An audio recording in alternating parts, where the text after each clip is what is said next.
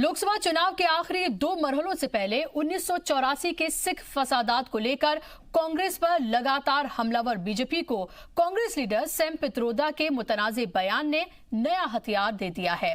PM Modi ने जहां Rohtak rally में पित्रोदा के बयान से सिख फसादात पर कांग्रेस को घेरा, तो वहीं दिल्ली में बीजेपी ने कांग्रेस सदर राहुल गांधी के 12 तुगलक लेन वाक़े रिहाइशगाह पर हल्ला बोलकर मुजाहिरा किया। पीएम मोदी ने सिख फसादात पर साबिक पीएम राजीव गांधी के दिए गए बयान से भी पार्टी को निशाने पर लिया। आपको बता दें कि पित्रोदा ने मोदी सरकार पर निशाना साधते हुए कहा था कि 1984 फसादात में जो हुआ सो हुआ, लेकिन मोदी सरकार को बताना चाहिए कि उसने 5 सालों में क्या काम किए। पित्रोदा ने हालांकि आज गोल्डन टेम्पल की तस्वीर ट्वीट करके डैमेज कंट्रोल करने की कोशिश की, लेकिन यह मामला अब थमता हुआ नजर नहीं आ रहा है। लेकिन यह बखूबी समझा भी जा सकता है कि इलेक्शन के 5 मरहले गुजरने के बाद आखिर इस इशू को इतनी हवा, इतनी तवज्जो क्यों दी जा रही है। पंजाब और मध्य प्रदेश में इस आने वाले मरहले में वोट डाले जाएंगे और ये इशू बीजेपी को फायदा पहुंचा सकता है, और यही वजह है कि लगातार ये रैलियों का मरकज बना हुआ है। अब क्या है 84 का? बात तो करिए, आपने क्या किया 5 साल में, उसकी बात करिए। 84 में हुआ तो हुआ। कुछ दिन के लिए लोगों को लगा कि भारत हिल रहा है, लेकिन जब भी कोई बड़ा पेड़ गिरता है तो धरती थोड़ी हिलती है। You say that the Congress party was involved in that. I don't agree with that. I don't agree with that. Congress आजकल अचानक न्याय की बात करने लगी है। कांग्रेस को बताना पड़ेगा कि 1984 में सिख दंगों में हुए अन्याय का हिसाब कौन देगा। सिखों के खिलाफ जो दंगे हुए, उससे जुड़ा होने का जिन पर आरोप है, उनको मुख्यमंत्री बनाना ये कौन सा न्याय है। तो अचानक से 1984 का भूत फिर से निकल गया है और लगातार अब इसको लेकर बात की जा रही है। लगातार रैलियों में इसका जिक्र किया जा रहा है। राजीव गांधी को शिद्दत से याद किया जा रहा है। उनके हर कही बात को, कब उन्होंने किस तरह से कब बयान दिया, वो तमाम बयान जो हैं वो सामने निकल कर आ गए हैं। और उस पर सैम पित्रोदा के दिए गए बयान कि 1984 में जो हुआ सो हुआ, लेकिन अब जो आपने 5 साल में काम किए हैं उसका आप हिसाब किताब दीजिए। इसको लेकर और ज्यादा तनाजा बढ़ गया है। इस पर बात करने के लिए तमाम खास मेहमान मेरे साथ स्टूडियो में जुड़ गए। इनका तारुफ मैं आपसे कराना चाहूंगी। मेरे साथ मनोज यादव साहब हैं, स्पोक्स पर्सन है बीजेपी के। इसके साथ ही अनिमा सोनकर साहब हैं, साहिबा हैं, पॉलिटिकल एनालिस्ट हैं, मेरे साथ जुड़ गई हैं। इसी के साथ ही संजीव पांडे साहब हैं, सीनियर जर्नलिस्ट के तौर पर मेरे साथ जुड़ गए हैं। मेरे साथ हरमिंदर सिंह आलूवालिया साहब हैं, कन्वीनर हैं यूनाइटेड सिख मिशन के, मेरे साथ जुड़ गए हैं। और कुछ ही देर में कांग्रेस के लीडर भी मेरे साथ जुड़ेंगे। तमाम मेहमानों का बहुत बहुत इस्तकबाल है। मनोज यादव जी, अचानक से 1984 बीजेपी को इतनी शिद्दत से क्यों याद आ रहा है? मुस्रा जी, 1984 हमें याद नहीं आ रहा है। जो लोग अपने पिता के नाम से, अपने पूर्वजों के नाम से, अपनी वंशावली के नाम से जो लोग वोट मांगते हैं, तो उनके कारनामे बताने में किस चीज में गुरेज हो रहा है। ये एक ऐसी कांग्रेस पार्टी है जो असंवेदनशील है, जिनमें संवेदनता है ही नहीं। ये बताइए, 35 साल हो गए, तब भी इनका यही एटीट्यूड था। सरकारी मशीनरी को उपयोग करके इन्होंने जो दुरुपयोग किया, भाई भतीजावाद किया, 35 साल लग गए, सिख पीड़ितों को न्याय नहीं मिल पाया। और एक ऐसा नरसंहार किया इन्होंने जो पूरे देश ने देखा। और राजीव गांधी जी कहते हैं, देखिए साइंस के विपरीत वो क्या कहते हैं कि जब भी कोई पेड़ गिरता है तो धरती हिलती है, लेकिन साइंस क्या कहती है, विज्ञान कहता है कि जब धरती भूकंप आता है तब पेड़ गिरता है। तो ऐसी मानसिकता थी इसमें। वंशवाद के खिलाफ हम बार बार जाते हैं। एक डॉक्टर को, एक पिता डॉक्टर थे, उसके बेटे से कहा जाए या हम लोग पेशेंट बन के जाएं कि हमारा इलाज कर दीजिए, वही हुआ। एक पायलट को अचानक ही रातों रात देश का प्रधानमंत्री बना दिया गया, कोई अनुभव नहीं था। प्रधानमंत्री के ऑफिस से ये सब चला। चाहे जगदीश टाइटलर हो, चाहे सज्जन कुमार हो, इनको 35 साल तक केवल नानावटी आयोग ने जो हमारे अटल जी ने बनाया था उसमें ही उनको दोषी करार दिया गया, अन्यथा उनको दोषी करार नहीं दिया गया। दूसरा, इन्होंने उनको प्रोत्साहित किया। जो कमलनाथ थे उनको देखिए सीएम बना दिया, उनको जब पंजाब का प्रभारी बनाया गया तो उनका घोर विरोध हुआ। आखिर क्या कारण था कि उनको वापस लेना पड़ा?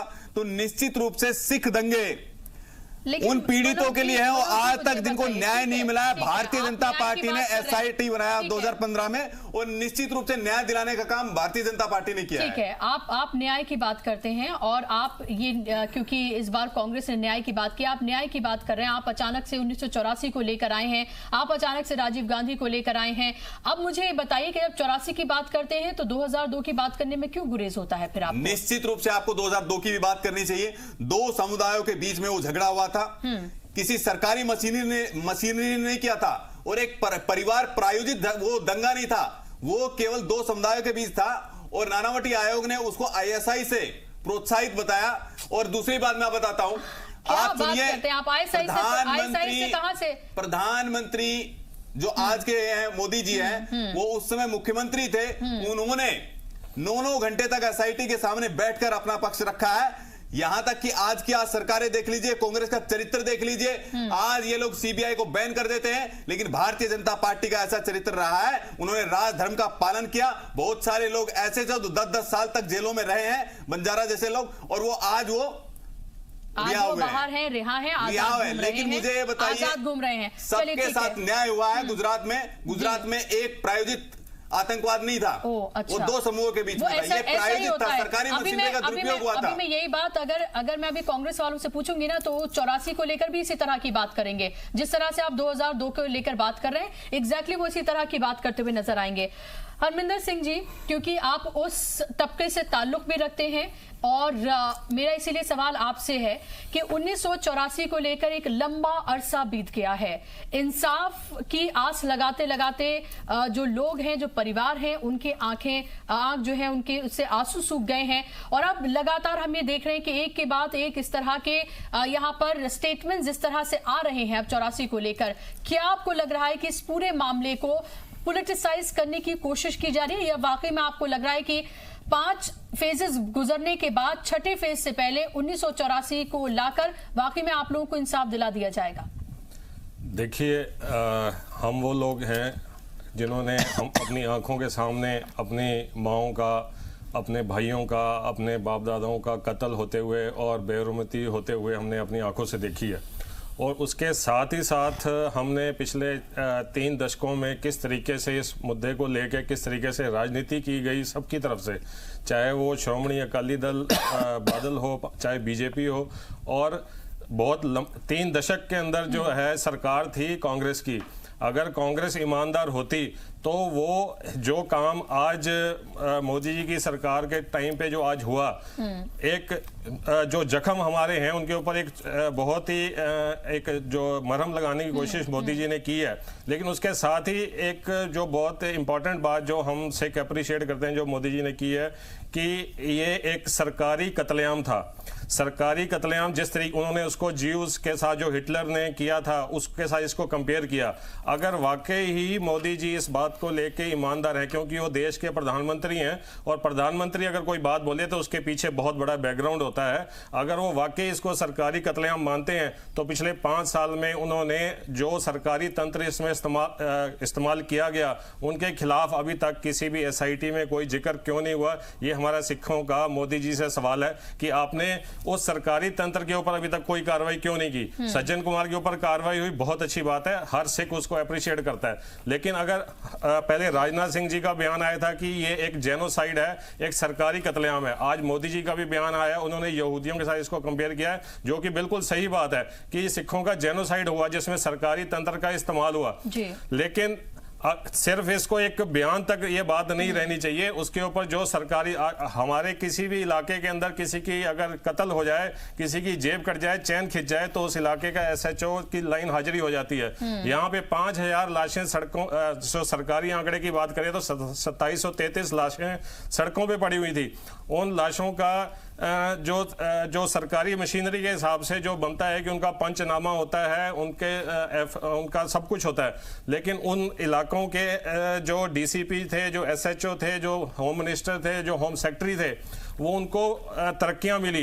कांग्रेस की सरकार आई, कांग्रेस की सरकारों ने उन्हें तरक्कियां दी। बीच में वाजपेयी जी की सरकार आई। अगर उस टाइम पे उनके ऊपर, उस सरकारी तंत्र के ऊपर नकेल कसी जाती तो आज वो अपने सलाखों के पीछे होते। लेकिन 5 साल निकल गए मोदी जी के भी, लेकिन उन्होंने उन सरकारी जो तंत्र का इस्तेमाल हुआ उसके ऊपर उन्होंने अभी तक कोई कार्रवाई शुरू भी नहीं किया। इस बात का हमें बहुत अफसोस है। जी, जवाब दीजिए आप मनोज जी कि जायज सवाल ये हैं और जाहिर सी बात है उन लोगों के सवाल हैं जिन्होंने अपनी आंखों से सब कुछ देखा है, जिन्होंने अपनों को खोया है। अगर आप इसकी सियासत कर रहे हैं, चलिए मानिए आप सियासत करिए, लेकिन उस सियासत के बीच में इंसाफ की बात तो करिए, और कम से कम ऐसे इंसाफ की बात तो कम से कम करिए जो इंसाफ जैसा दिखाई दे।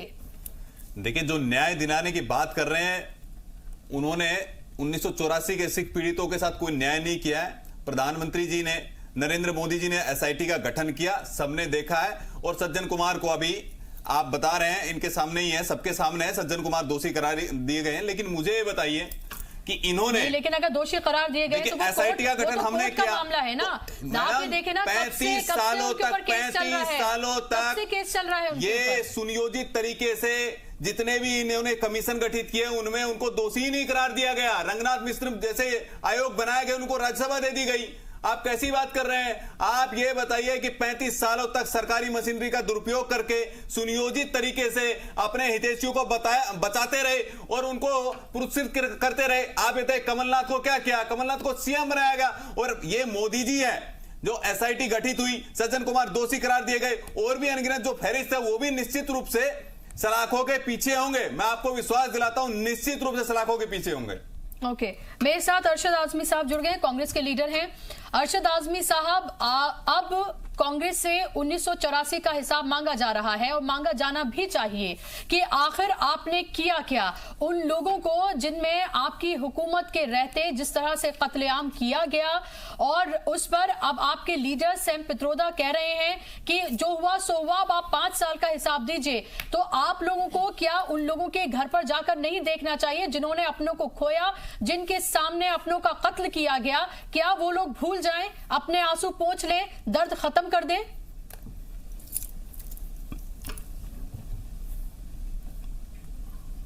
चरण में पहुंच चुका है और बहुत ही सोची समझी स्कीम के तहत चुनाव लड़ा जा रहा है। मोदी जी लगातार अपने चुनावी भाषण में वो सब चीजें जहां अपना चेहरा छुपा सकें, अपनी नाकामयाबियों को छुपा सके। नहीं, आप उनकी शहादत का नाम लेकर के वोट मांगते हैं और उनके गले मुर्दे अगर उखाड़ रहे हैं तो क्या समस्या है? आप उनकी शहादत का राग लापते हैं, तब वोट मांगते हैं अपने परिवार के नाम पर, तब कुछ नहीं है। लेकिन उन लोगों को न्याय नहीं दिला पाए। आप ही 84 आप बोलिए, मैं चुप रहता हूँ। जब आप बोल रहे तो मैं एक लफ्ज़ बोला नहीं। ठीक है, ओके, ठीक है अरशद साहब, अपनी बात रखिए। ठीक है, ओके अरशद साहब, बात रखिए आप अपनी। पूरी बात सुनना था मैं जब आप बोल रहे। ठीक है, रखिए आप अपनी बात रखिए। देखिए, 84 के दंगों की बात आ रही है सामने, मैं उन्हीं बातों पे आ रहा हूँ। आज देश में जो सवालात खड़े हैं, जो देश का युवा परेशान है, जो देश में किसान परेशान है, लोग छोटे कल कारखाने बंद करके बेरोजगारी की तरफ परेशान हाल है। चीख कर देश इस वक्त मोदी जी से सवाल ना करे। मोदी जी हमेशा आड़ ले रहे हैं, कभी वाड्रा के पीछे खड़े हो जाते हैं, कभी नेहरू के पीछे खड़े हो जाते हैं, कभी राजीव गांधी के पीछे खड़े हो जाते हैं। अरे कब तक छुपते फिरोगे? अरे तो ये सवाल तो आपसे भी पूछा जाना चाहिए कि आप कब तक छुपते रहेंगे। आपको भी तो जवाब देना है ना इस बात का कि आप कब तक छुपते फिरेंगे। 84 को लेकर आपसे भी तो सवाल पूछे जाएंगे। चलिए, वो सियासत कर रहे हैं, माना कि वो सियासत कर रहे हैं, माना कि वो गड़े मुर्दे उखाड़ रहे हैं, लेकिन आप ये बताइए कि जब आप अपनी तारीफ देखेंगे तो क्या आप अपना चेहरा आईने में देख पाएंगे? बुशरा जी, 84 के सवालात के सारे जवाब दिए जा चुके हैं और पंजाब में पंजाब के लोगों ने हराकर जिताकर भी जवाब दे दिया। मनमोहन सिंह ने 84 के दंगों में जो कुछ हुआ उसको मुल्क के लिए शर्मनाक बताया। राजीव गांधी ने कहा मैं 84 केवल खेद प्रकट किया है, इतना नहीं हूँ, मैं उस वक्त नहीं था, माफी नहीं मांगी है। सवाल किए जा रहे हैं। राहुल गांधी ने ये बात बता दी कि मैं 84 के फसादात का शामिल, मैं हिस्सेदार नहीं हूँ, मैं उसका जवाब दे नहीं हूँ। लेकिन 84 की दंगों से पहले 2002 के दंगे भी उसके बाद जो हुए हैं उसके लिए तो माफी भी नहीं मांगी गई।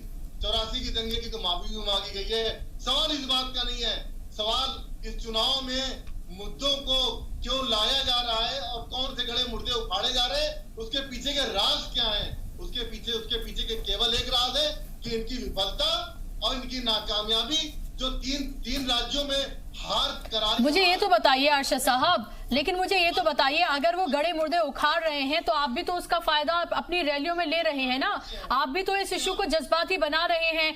राहुल गांधी लगातार अपनी वालिद की शहादत की बात कह रहे हैं ना, क्या वो कह रहे हैं कि चलिए आप मेरे बारे में बात करिए, नेहरू के बारे में बात करिए, राजीव गांधी के बारे में बात करिए, मैं आपकी नफरत का जवाब प्यार से दूंगा। तो ये भी तो एक तरह की सियासत है ना, ये भी तो एक तरह की टैक्टिक्स खेलने की कोशिश की जा रही है आपकी तरफ से। तो नफरत फेंकी जा रही है, उसका जवाब राहुल गांधी प्यार से दे रहे हैं। प्यार से दे रहे हैं, उनको औरंगजेब बोलते हैं, दुर्योधन बोलते हैं, नीच आदमी बोलते हैं, ये आपका प्यार है। प्यार से आप चप्पल मारते हैं, थप्पड़ मारते हैं, ये प्यार है। ये कौन सा प्यार है भैया, कौन सा प्यार है ये, कौन सा प्यार सिखाया आपने? नीच आदमी बोलना, मौत का सौदागर बोलना, ये कौन सा प्यार है? मैं जवाब दे दूं जरा इनका।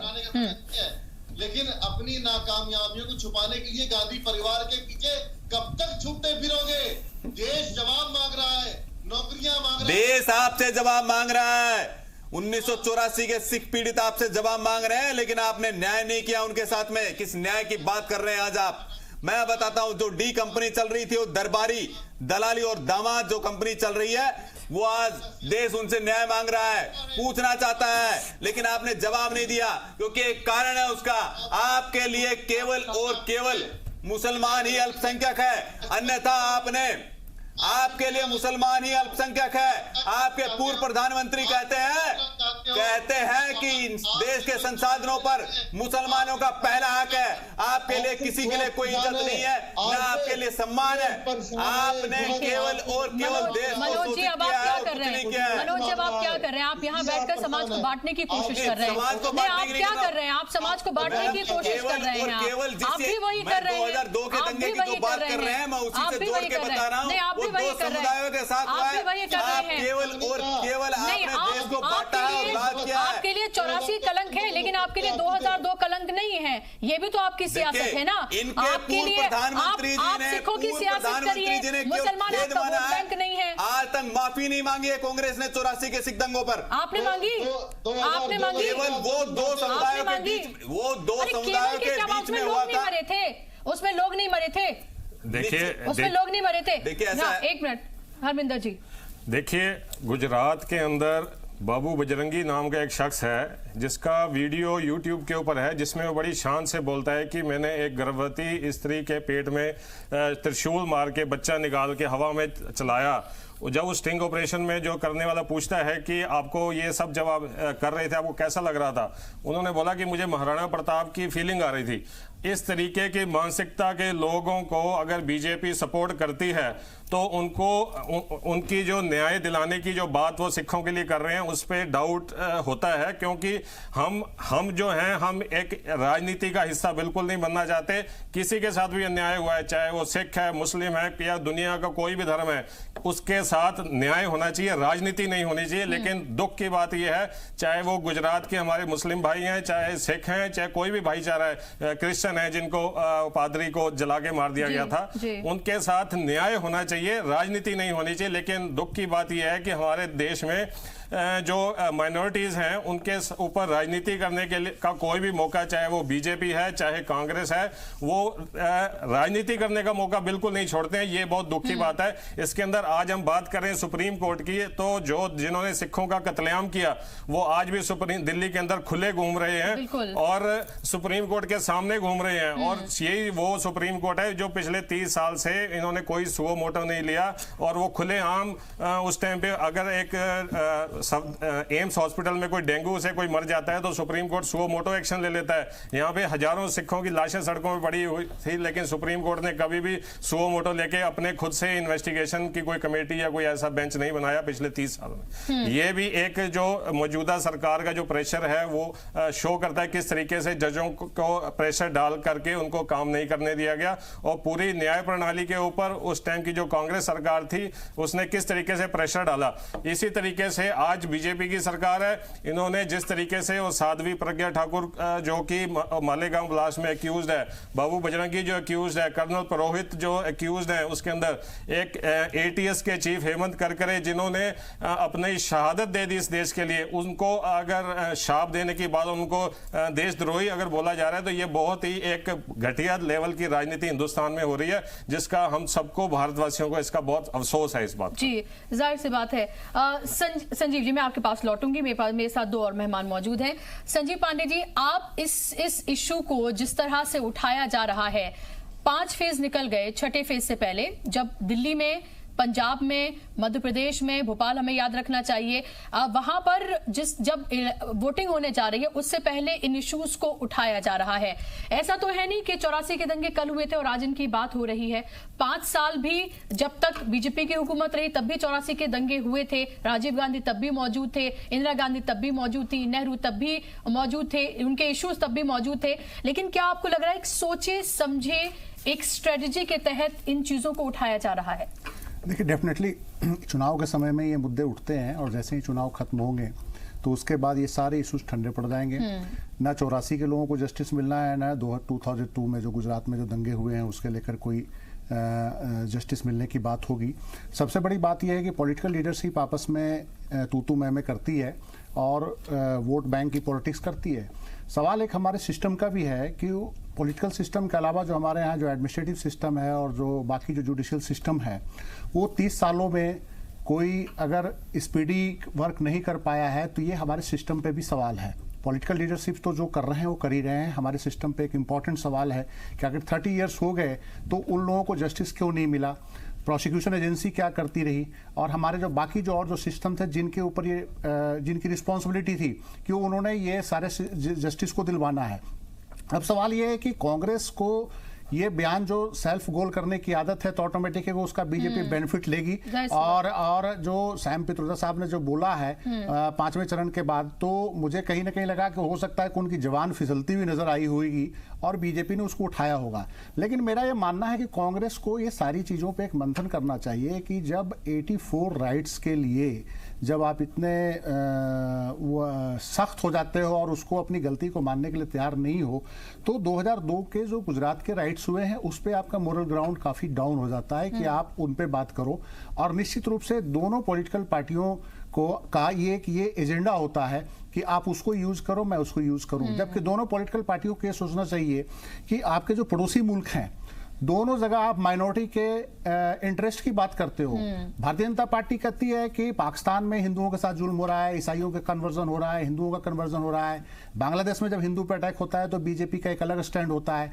तो बीजेपी से एक उम्मीद की जाती है कि भारत के अंदर जो माइनॉरिटीज हैं उनके इंटरेस्ट को कैसे वॉच किया जाए। कांग्रेस भी चूंकि इस देश में लंबे समय तक रूलिंग पार्टी रही है और उनके जो पड़ोसी मुल्क है, आप देखिए माइनॉरिटीज के साथ जो ये जो एक वायलेंस की जो बात है ये पूरे साउथ एशियन रीजन में है। कोलंबो में भी आपने देखा होगा कि तमिल लोगों के साथ हुआ, फिर उसके बाद अभी मुस्लिम माइनॉरिटीज पे कोलंबो में और श्रीलंका में हमले की पिछले 2-3 सालों में काफी बात हुई, बर्मा में भी हुई। ये हर स्टेट पे प्रॉब्लम है और ये मान के चलिए कि ये समुदायों की लड़ाई नहीं होती, समुदायों की लड़ाई होती है, ये मान के चलिए, लेकिन इसमें स्टेट स्पॉन्सर्ड वर्क होता है बेनिफिट्स के लिए और स्टेट स्पॉन्सर्ड वर्क में रूलिंग पार्टी का रोल इंपॉर्टेंट रोल होता है। अगर बर्मा में देखिए कि जो रोहिंग्या के खिलाफ जो हो रहा है वो स्टेट स्पॉन्सर्ड क्राइम है, तो वहां श्रीलंका में जो तमिलों के साथ जो हुआ था वो भी स्टेट का रोल था। गुजरात में अगर कोई सिंपल हमारे भारतीय जनता पार्टी के सहयोग जो मित्र हैं जो बोल रहे हैं कि 2 समुदायों की लड़ाई थी, 2 समुदायों की लड़ाई होगी, दंगे तो 2 समुदायों के बीच हुई, लेकिन उस बीच उस जो दंगे हुए उसमें स्टेट का रोल क्या था। 84 में भी हिंदू और सिख दंगे हुए आप कह सकते हैं, लेकिन उस दौरान स्टेट मशीनरी क्या कर रही थी, पुलिस क्या कर रही थी, पुलिस क्या हिंदुओं के साथ, उनका फर्ज था कि हिंदुओं के साथ चले, पुलिस को तो संविधान के साथ चलना चाहिए था, उनको लीडरशिप का ऑर्डर नहीं मानना चाहिए था। गुजरात में भी सेम यही हुआ। तो पॉलिटिकल लीडरशिप पुलिस एडमिनिस्ट्रेशन इतना इनका सिस्टम रॉटन हो चुका और है। न सिर्फ 84 और 2002 अब तक आप जितने भी फसादात देखेंगे जहां कहीं भी हुए हैं वहां पर पूरा का पूरा अगर स्टेट मशीनरी और पुलिस का इन्वॉल्वमेंट हर तरह के जो फसादात है उसमें पाया गया है। बिना उसको इतने दिन तक वो चल सके, उस तरह से चल सके, ये एक इम्पॉसिबल सी बात है। ये हम लगातार देखेंगे, चाहे हम इसकी बात करते हैं, 84 की बात करते हैं, 2002 की बात करते हैं, हमें मेरठ में जो फसादात हुए हैं उसको भी नहीं भूलना चाहिए। कांग्रेस के दौर में तो एक लंबी फहरिस्त है फसादात की जिनके नाम गिनवाए जा सकते हैं। तो ये हमेशा से होता रहा है। अनिमा, मैं आपके पास लौटूंगी।